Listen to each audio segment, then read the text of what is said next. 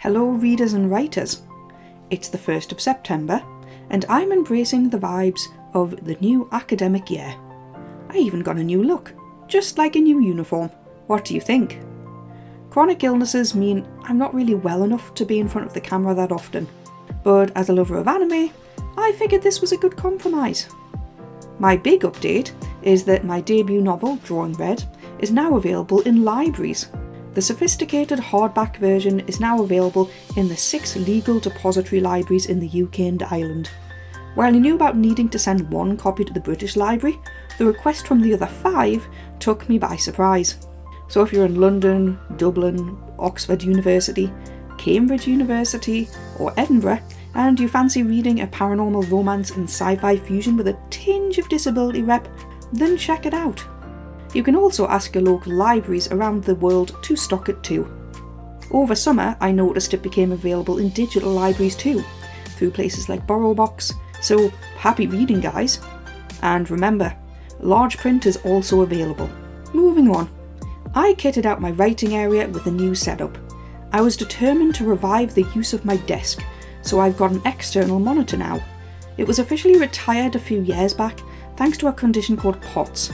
I covered this on my very first vlog on this channel. TLDR, gravity is my enemy, I can't stand or sit with my feet down for very long. Can you believe I wrote and edited an entire novel, Drawing Red, on a share long? Anyway, productivity vibes were in the air and I would not be defeated. So I pulled my desk away from the wall and stuck a footstool under it. My cats took to it instantly. Impressively, in the first 5 minutes of having the setup, I got straight to work, instead of saying, "Ooh, shiny thing," and then walking away. So I'm taking that as a positive win. Way back at the start of summer, I set myself a challenge to write 500 words every day in June. Days after I started, life happened, and the challenge was swiftly abandoned. Things got dark and heavy, and with subject matter of Drawing Red's sequel kind of hitting close to home, it went on hiatus. And after a few weeks of no writing, I swapped tracks completely and started writing something new. Something lighter.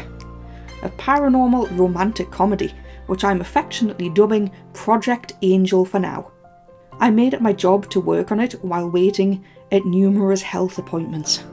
Well, that boosted my mood, and I picked up drafting the sequel again too, adding a secret work in progress, and I've got a full term ahead of me. With one in the plotting phase, one in drafting, and the last in revisions, it's enough to give me variety, and still be productive when I'm not in a particular mood to work on something.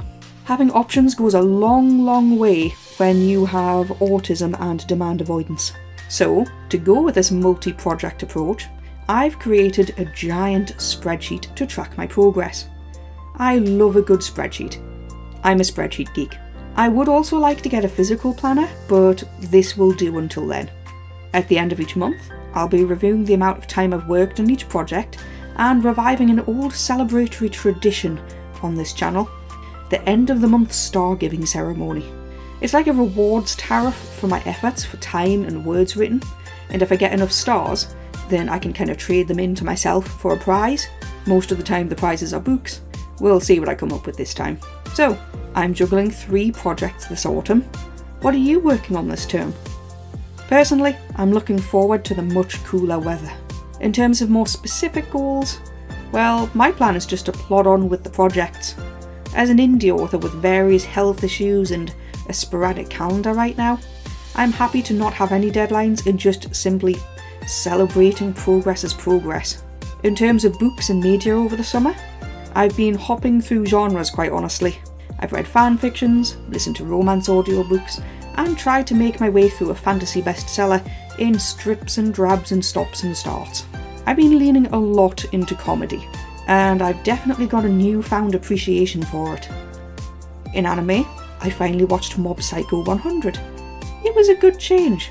A lot more wholesome than I thought it would be, while still off the wall and strangely action-packed. I recommend it for something different. Consuming media as a storyteller is an interesting experience to say the least. I'm half entertained, half tracking story beats as I go. I've somehow fallen into watching House MD after clips kept popping up in my YouTube Shorts feed. Very addictive. Coming up, how I get on in September, and things I learned in my publishing journey, as I continue to write my story, one day at a time.